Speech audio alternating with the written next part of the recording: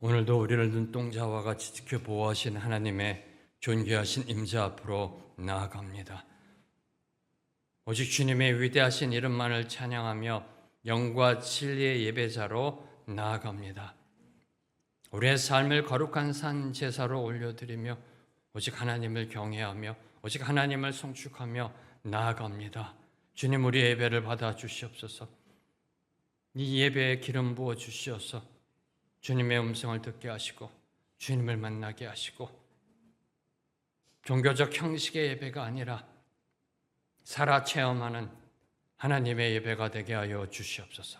주님, 오늘은 우리의 신앙을 올려드립니다. 우리의 신앙이 소돔을 떠나 산지를 향해 나아가는 여호와를 찾고 또 찾고 갈망하며 주님 앞으로 나아가는 살아있는 신앙 되게 하옵소서. 말씀대로 살아내는 신앙 되게 하옵소서. 내 생각으로 하나님의 말씀을 변질하고 왜곡시키는 것이 아니라 상황에 따라 하나님의 말씀을 왜곡시키는 것이 아니라 주신 말씀대로 꿋꿋이 살아내는 정도의 신앙을 걸어가게 하여 주시옵소서. 주님, 감사합니다. 오늘도 이 부족한 우리를 버리지 아니하시고 품어주시고 안아주시고 이끌어주신 그 하나님의 은혜, 오늘도 우리를 향해 손 내미신 하나님의 은혜 감사합니다. 보게 하옵소서.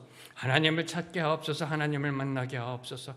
하나님과 동행하는 것이 얼마나 기쁘고 얼마나 즐거운 행복인지 깨달아 하는 오늘 하루가 되게 하여 주시옵소서. 예수님의 이름으로 기도하며, 하늘에 계신 아버지, 오늘 제가 주님의 임재 안에서 살고 주님을 더욱더 기쁘시게 하기를 기도합니다. 주 예수님, 오늘 제가 저의 십자가를 지고 주님을 따르기를 기도합니다. 성령님, 오늘 성령님이 저를 충만하게 채워주시고 성령의 열매, 사랑과 희락과 화평과 오래 참음과 자비와 양선과 충성과 온유와 절제가 제 삶 속에서 익어갈 수 있도록 해 주시기를 기도합니다. 아멘. 오늘 주님이 주신 말씀 에스겔서 25장 12절부터 17절 말씀, 저와 여러분이 한 절씩 교독하시겠습니다. 주 여호와께서 이같이 말씀하셨느니라. 에돔이 유다 족속을 쳐서 원수를 갚았고 원수를 갚음으로 심히 범죄하였도다. 그러므로 주 여호와께서 이같이 말씀하셨느니라. 내가 내 손을 에돔 위에 펴서 사람과 짐승을 그 가운데에서 끊어 대만에서부터 황폐하게 하리니 드단까지 칼에 엎드려지리라. 내가 내 백성 이스라엘의 손으로 내 원수를 에돔에게 갚으리니 그들이 내 진노와 분노를 따라 에돔에 행한즉 내가 원수를 갚음인 줄을 에돔이 알리라. 주 여호와의 말씀이니라. 주 여호와께서 이같이 말씀하셨느니라. 블레셋 사람이 옛날부터 미워하여 멸시하는 마음으로 원수를 갚아 진멸하고자 하였도다. 그러므로 주 여호와께서 이같이 말씀하셨느니라. 내가 블레셋 사람 위에 손을 펴서 그렛 사람을 끊으며 해변에 남은 자를 진멸하되 분노의 책벌로 내 원수를 그들에게 크게 갚으리라. 내가 그들에게 원수를 갚은즉 내가 여호와인 줄을 그들이 알리라 하시니라. 아멘. 오늘 말씀은 열방 신탁 가운데 네 번째 주어진 계시로 에돔과 블레셋을 향한 하나님의 심판 예언이 기록되어 있습니다. 에돔과 블레셋은 모두 유다와 오랜 적대 관계를 맺어온 민족입니다. 자, 에돔은요, 에서의 후손입니다. 에서의 후손으로 이스라엘과 혈연적으로 가장 가까운 형제 민족이었지만 유다의 멸망을 틈타 복수와 보복을 감행하였습니다. 블레셋 역시 이스라엘과 오랫동안 다퉈온 적대 세력으로 이스라엘이 무너지는 것을 약탈의 기로 삼았습니다. 어제 말씀 기억나시는지요? 네, 암몬과 모압. 암몬과 모압의 죄는 무엇이었는지요? 조롱과 멸시였었습니다. 그런데 이제 에돔과 블레셋은 보복과 파괴, 침략의 행동으로 이어져 가고 있는 겁니다. 그래서 오늘 말씀은 두 민족의 죄를 단순히 전쟁 행위, 국경 전쟁 그런 행위가 아니라 마음 깊이 자리 잡은 악의 원한과 적개심으로 규정하며 그 악의와 적개심의 결말이 무엇인지를 교훈하고 있습니다. 두 문맥으로 살펴보겠습니다. 먼저 12절부터 14절까지는 에돔을 향한 하나님의 심판 선언입니다. 이어지는 15절부터 17절까지는 블레셋을 향한 하나님의 심판 선언이 기록되어 있습니다. 첫 번째 문맥 12절부터 14절을 보시면 이스라엘의 형제 국가였던 에돔이 유다의 멸망을 기뻐하며 복수한 죄를 지적하시며 하나님이 심판하실 것이다 라는 이 신탁의 선언이 기록되어 있습니다. 먼저 12절 말씀, 주 여호와께서 이같이 말씀하셨느니라. 에돔이 유다 족속을 쳐서 원수를 갚았고 원수를 갚음으로 심히 범죄하였도다. 자, 에돔은요 야곱의 형인 에서의 후손들입니다. 이스라엘과는 혈연적으로 형제 국가였습니다. 그러나 역사적으로 볼 때 이스라엘을요 끊임없이 괴롭힌 민족입니다. 특히 바벨론이 유다를 침공해 예루살렘이 함락당할 때, 이스라엘이 멸망당할 때 유다를 돕기는커녕 오히려 길을 막습니다. 그리고 도망치는 유다 백성들을 사로잡아 바벨론에 넘겨주었습니다. 자, 그러면 에돔이 유다 족속을 쳐서 원수를 갚았다. 뭘 지금 하나님은 말씀하고 계시는 걸까요? 에돔이 유다 족속을 쳐서 원수를 갚았고, 이건 뭘 의미하는 걸까요? 과거 오래전에 야곱이 형 에서를 속여 장자권을 탈취하고 아버지로부터 장제의 축복을 빼앗은 일에 대한 복수인가요? 아니죠. 그걸 말씀하고 있는 건 아니죠. 원수를 갚았고라는 것은 과거 다윗 왕 시절 에돔이 이스라엘과 전쟁에서 패합니다. 그리고 이스라엘의 지배를 받게 됩니다. 식민 지배를 받게 됩니다. 그 역사적 원한을 유다의 멸망이라는 위기 상황을 틈타 악하게 갚았음을 하나님께서는 지적하고 계시는 겁니다. 이런 보복의 죄악을 하나님은 범죄로 규정합니다. 그것도 심히 범죄하였도다. 그냥 범죄가 아니라는 겁니다. 심히 범죄하였도다. 자, 이 대목에서 주목합니다. 성경을 보면은 에돔의 범죄에 대하여 역대하 우상숭배라 규정합니다. 이사야 49장 교만을 지적합니다. 그리고 아모스 등등을 보면 잔인한 일을 행했다라고 기록되어 있습니다. 여러 가지 죄악들을 성경은 이 에돔의 죄악을 들고 있습니다. 그런데 오늘 말씀 본문에서는 이런 에돔의 범죄에 대해 일일이 열거하지 않습니다. 우상 숭배를 했다, 교만했다, 잔인한 일을 했다 등등 열거하지 않고 그냥 심히 범죄하였다라고 기록하고 있는 것입니다. 자, 이는 형제의 고난을 기회 삼아 사사로운 원한을 갚는 행위가 그 무엇보다도 심각한 범죄임을 말씀하고 있는 것입니다. 자, 이에 대하여 두 가지의 교훈을 함께 나누고자 합니다. 첫째, 타인의 실패나 넘어짐 혹은 징계를 받아 어려움에 처했을 때 이를 기회 삼아 비난하거나 자신의 이익을 챙기는 행위는 하나님 앞에 죄가 된다. 그것도 심각한 죄가 된다라는 사실을 교훈하고 있습니다. 다른 사람의 불행이 나의 찬스다라고 그러잖아요, 세상은요. 다른 사람의 넘어짐이 내가 일어날 수 있는, 내가 올라갈 수 있는 기회다라는 게 세상의 논리잖아요. 심히 범죄다라고 하나님은 경고하고 계십니다. 두 번째, 보복은 하나님의 영역입니다. 보복은요 하나님의 영역입니다. 인간이 사사로이 원수를 갚는 행동은요 더 큰 범죄로 이어지게 되어 있습니다. 이게 역사가 증명하고 있는 거고요. 모든 판단과 보복은 공의로운 하나님께 맡겨야 합니다. 왜요? 원수 갚는 거는 인간의 영역이 아니에요. 하나님의 주권입니다. 하나님의 주권. 네. 복수는요 인간의 감정이 아니라 하나님의 공의로 결정되는 거예요. 복수는요. 하나님의 공의로 결정되는 겁니다. 스스로 심판자처럼 행동하는 것 심히 큰 범죄이다. 심히 큰 범죄이다. 왜요? 하나님의 자리에 올라가니까. 이해되셨습니까? 왜 하나님이 심히 범죄했다라고 말씀하고 계시는지.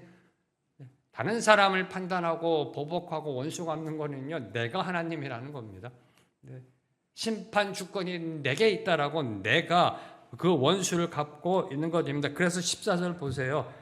하나님께서 이렇게 얘기합니다. 에돔은 내 원수다.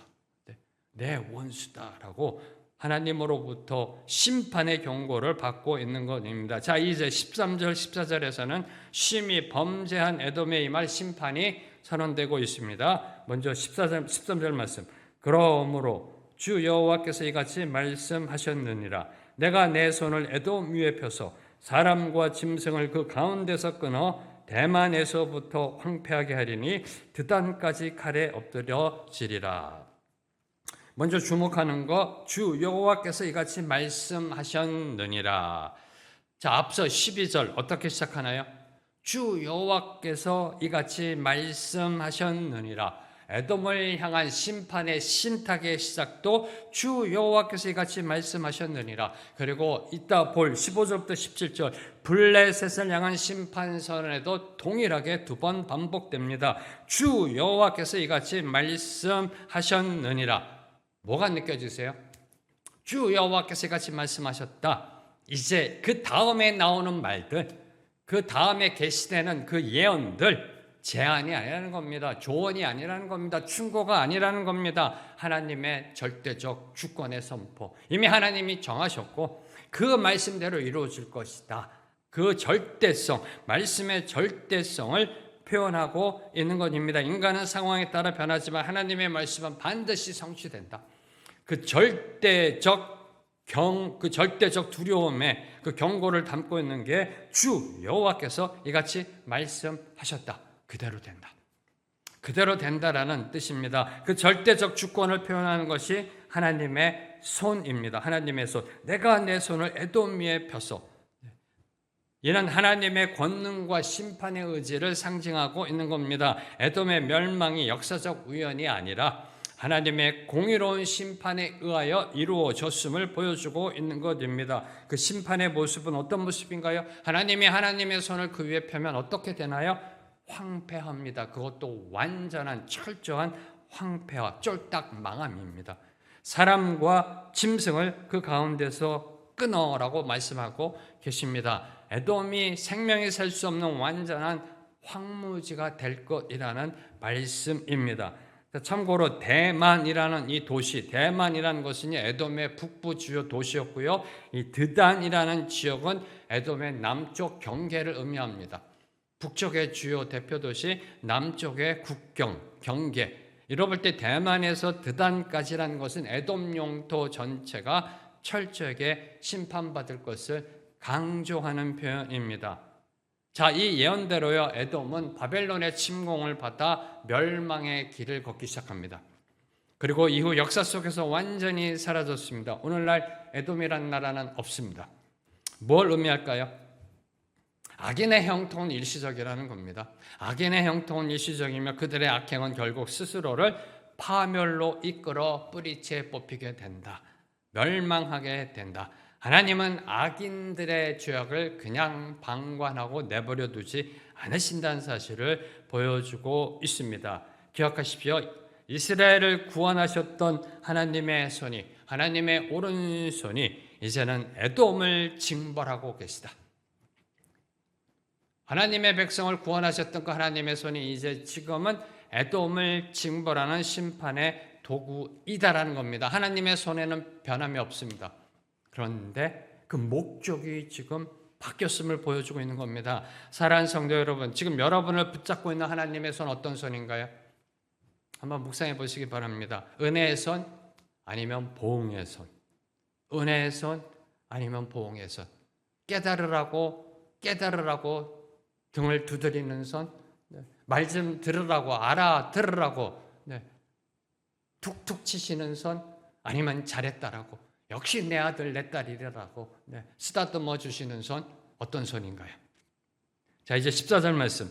내가 내 백성 이스라엘의 손으로 내 원수를 에돔에게 갚으리니 그들이 내 진노와 분노를 따라 에돔에 행한 즉 내가 원수를 갚음인 줄을 에돔이 알리라. 주 여호와의 말씀이니라. 자, 바로 앞선 14절. 하나님은요, 하나님의 손을 편다라고 그랬어요. 그렇죠? 13절이요. 하나님의 손을 펴서 대만에서 드단까지 에돔 전역을 멸망시키시겠다고 선포하셨습니다. 그런데 14절에 들어오면 내가 내 백성 이스라엘의 손으로 에돔에게 원수를 갚도록 할 것이다라고 말씀하고 계십니다. 어떻게 해석해야 될까요? 13절 하나님의 손으로, 14절 이스라엘의 손으로. 이걸 어떻게 해석해야 될까요? 자, 이는 에돔을 심판하는 주체는 하나님이시다. 그러나 그 주권의, 심판 주권에 쓰임받는 자들은 이스라엘 백성이라는 겁니다. 유다 백성으로 하여금 에돔에게 원수를 갚을 수 있는 기회를 주시겠다라는 말씀입니다. 즉 이스라엘 백성이 에돔을 심판하는 하나님의 도구가 될 것이다라는 말씀입니다. 이 말씀대로 이루어졌습니다. 역사가 증명합니다. 역사적으로 볼 때 남유다는 바벨론에 의하여 주전 586년에 멸망당합니다. 예루살렘 성전이 불타 파멸의 길로 갑니다. 그러나 하나님이 약속하신 대로 다시 회복되었습니다. 예루살렘으로 돌아왔습니다. 그리고 그 뒤 주전 126년 대제사장 힐카누스가 에돔을 점령합니다. 에돔 사람들에게 강제로 할례를 받게 합니다. 그리고 마카비 시대의 에돔은 결국 멸망당합니다. 이스라엘에게 멸망당합니다. 그리고 유대로 통합됩니다. 그래서 에돔이 없는 겁니다. 본문의 예언대로 성취되었습니다. 역사가 증명합니다. 이 말씀대로요. 이에 대하여 두 가지를 함께 나누고자 합니다. 첫째, 세상의 역사를 주관하시는 분이 누구이시다? 하나님이시라는 겁니다. 악인을 심판하시는 분이 누구이시다? 하나님이시라는 겁니다. 하나님 한 분이라는 겁니다. 여러분이 이 땅을 살아가며 억울한 일 당할 때 있습니다. 그죠? 억울한 일 당할 때 믿던 자에게 뒤통수 맞고요. 믿는 독재 발등 찍히고요. 근데 그런 일 겪을 수 있습니다. 그런 고통과 고난 앞에서 인간적인 방법으로 원수 갚으려 하지 말라라는 겁니다. 원수 갚으려 하지 말라라는 겁니다. 나의 모든 상황을 하시는 하나님께 모든 걸 의탁하고 하나님의 뜻, 하나님의 방법, 하나님의 때를 기다려야 한다는 겁니다. 하나님은 반드시 악을 다스리시는 분입니다. 두 번째, 에돔이 멸망하는 것은 이스라엘이 강해서가 아니다라는 겁니다. 이스라엘의 국력이 회복되고요. 북극 강병을 이루어서 에돔을 물리쳤다는 게 아니라 하나님의 계획을 이루는 통로로 쓰임받았다라는 겁니다. 쓰임받았다. 하나님의 섭리라는 말씀입니다. 사랑하는 성도 여러분, 지금 저와 여러분이 하나님께 쓰임받고 있는 거 내가 잘나서가 아닙니다. 잘나서가 아닙니다. 능력 있어서가 아닙니다. 저와 여러분 이렇게 축복받은 거 물질적으로, 경제적으로, 관계적으로, 사회적으로, 건강함으로 축복받은 거, 저와 여러분이 죽어라고 인생 잘 노력하고 수고해서가 아닙니다. 하나님의 은혜 덕분입니다. 하나님께서 다 목적이 있으셔서 사용하시려고요. 그렇게 저와 여러분을 이끌어 오신 겁니다. 잘나서가 아닙니다. 여러분이 좋은 대학 나오고 여러분이 그렇게 죽도록 수고해서 지금 여러분의 모든 이 삶이 안정적인 곳으로 올라간 게 아니라는 겁니다. 착각하지 마세요. 착각하지 마세요. 착각하면 하나님이 오늘 뺏어갈 수 있으세요. 어떻게 해요? 여러분 데리고 가시면 돼요. 하늘나라로요. 내가 지금 이 자리에 있는 거 하나님의 은혜고요. 내가 지금 이 자리에 있는 거 하나님께 쓰임받기 위해 지금 있다는 사실이에요. 쓰임받기 위해. 자, 고린도후서 4장 7절 말씀처럼 연약하고 부족한 질그릇 같은 나를 통해 하나님의 일하심은 오직 하나님의 능력만을 드러내기 위함이다라고 사도 바울이 고백했습니다. 나 같은 거 사용하시는 거, 나 같은 거 하나님이 들어 사용하시는 거 하나님의 능력을 나타내기 위함이시다. 저와 여러분 나의 연약함과 부족함이 하나님의 위대하심을 나타내는 통로가 되기를 축원합니다. 자, 이제 다음으로 15절부터 17절은요. 이스라엘의 오랜 숙적인 블레셋이 하나님의 심판을 받은 이유와 그 과정을 보도하고 있습니다. 자, 구약 성경을 보면요. 블레셋 사람 몇 번 정도 나올까요? 몇 번 정도 나올까요? 네, 저는 이 유치부 때부터 이 블레셋이라는 단어를 너무 많이 들었어요. 이렇게 블레셋. 네. 이 다윗이 싸운 골리앗도 블레셋이잖아요. 네. 자, 성경에 구약 성경에 블레셋 사람 한 몇 번 나올까요? 최소 294번. 네. 많이 나오죠. 네. 거의 300번이 나옵니다. 성경에. 무슨 뜻이에요? 그만큼 이스라엘의 역사에 많이 등장한다는 겁니다. 그만큼 이스라엘의 적대 관계라는 겁니다. 그만큼 이스라엘에게 이 무시하지 못할 이 영향을 미친 그 민족이 바로 블레셋이라는 겁니다. 블레셋. 네. 사실 오늘날 이 팔레스틴이라는 지명도요, 블레셋이라는 이름에서 나왔습니다. 필리스틴, 이 블레셋. 블레셋은 애굽 사람처럼 노아의 아들 함의 후손이었고요. 애굽처럼 역사가 매우 오래된 나라였습니다. 블레셋은 이스라엘이 국가로 형성되기 이전 아브라함 족장 시대부터 가나안 지역에 정착하고 살아온 민족입니다. 그리고 출애굽 당시 하나님께서는 혹시라도 이스라엘 백성이 블레셋을 만나 두려워하여 다시 애굽으로 돌아갈까 봐 그들이 사는 지역을 피해 홍해로 돌아가게 하실 정도로 매우 호전적인 그러한 민족이었습니다. 자, 이러한 블레셋에 대한 하나님의 심판이 임하는 이유, 그 심판이 임하는 이유가 바로 15절에 기록되어 있습니다. 주 여호와께서 이같이 말씀하셨느니라. 블레셋 사람이 옛날부터 미워하여 멸시하는 마음으로 원수를 갚아 진멸하고자 하였도다. 블레셋에 대한 심판의 이유가 이스라엘과 계속된 불화에 있었음을 밝히고 있습니다. 이스라엘을 향한 블레셋의 죄악은 크게 세 가지입니다. 이스라엘을 향한 블레셋의 죄악 세 가지. 첫 번째로 역사적 적대감입니다. 역사적 적대감. 옛날부터 미워하여. 이 블레셋과 이스라엘은요, 사사 시대와 다윗 왕조 시대부터 끊임없이 충돌해온 역사적 숙적입니다. 이스라엘이 국가로 세워진 그 순간부터요, 아니 그 전부터, 사사 시대부터 계속해서 충돌해온 역사적인 원수 관계입니다. 자, 여기서 옛날부터라는 표현은 이스라엘과 블레셋의 갈등이 일회성으로 간혹가다 일어난 것이 아니라 세대와 세대를 이어내려온 뿌리 깊은 증오심이 있었다는 것을 의미하는 게 옛날부터라는 겁니다. 두 민족 간에는 이 증오심이 있었다는 겁니다. 자, 이 점에서 블레셋의 죄는요, 에돔의 죄를 닮아 있습니다. 에돔의 죄를 닮아 있습니다. 이 원수를 갚잖아요. 에돔은요, 원한을 갚잖아요. 마음에 오래 품은 그 미우며 마음에 오래 품은 그 증오는요, 반드시 행동의 죄악으로 이어지게 되어 있습니다. 자, 다음 죄악은 어떤 죄악인가요? 멸시하는 마음으로 원수를 갚아.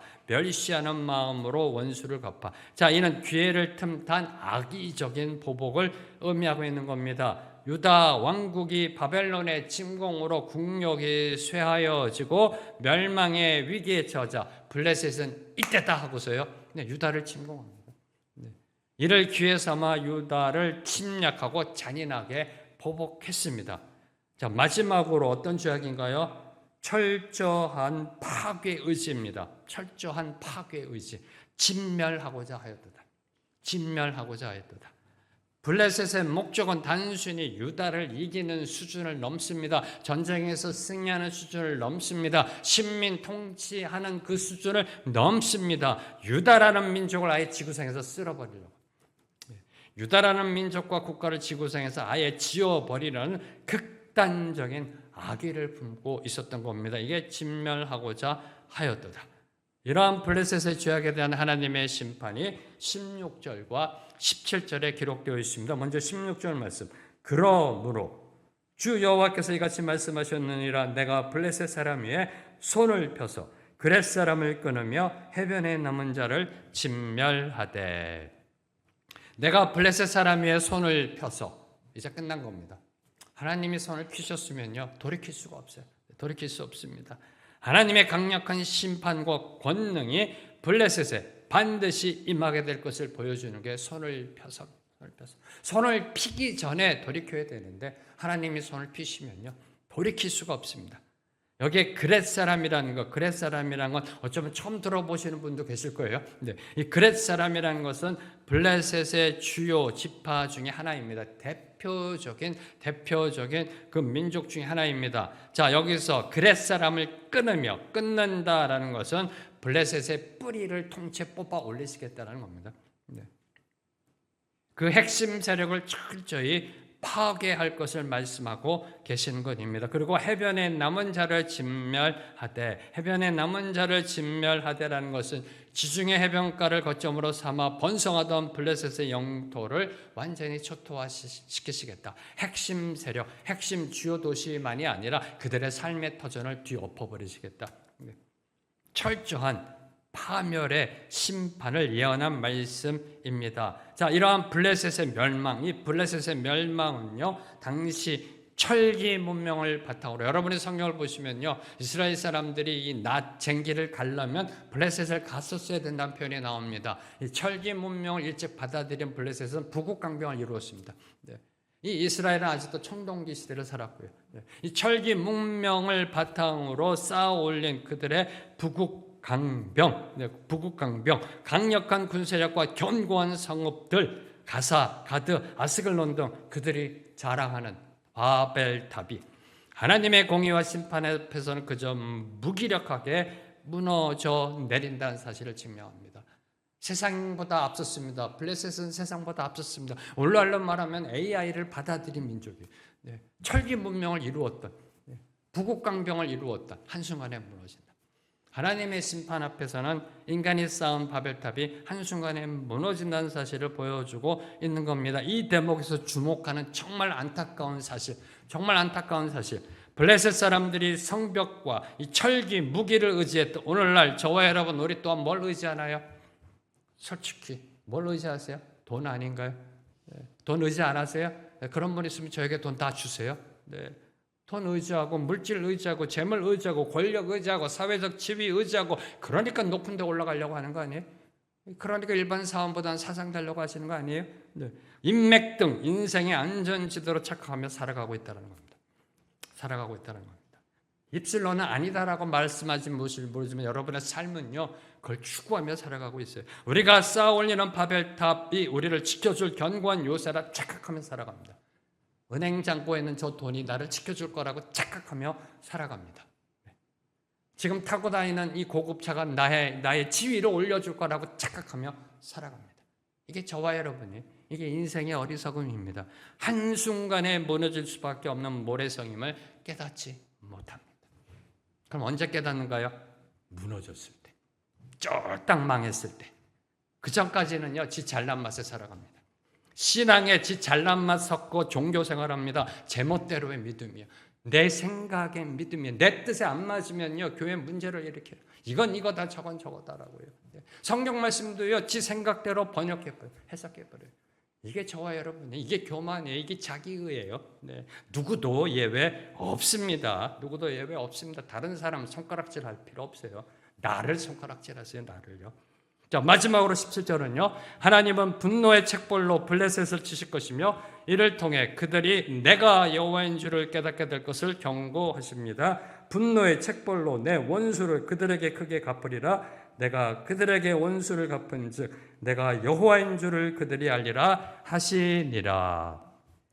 에스겔 선지자는 모든 심판과 보응의 최종 목적은 세상과 온율과 하나님의 유일한 여호와이심을 깨닫게 하는 데 있음을 매번 강조하고 있습니다.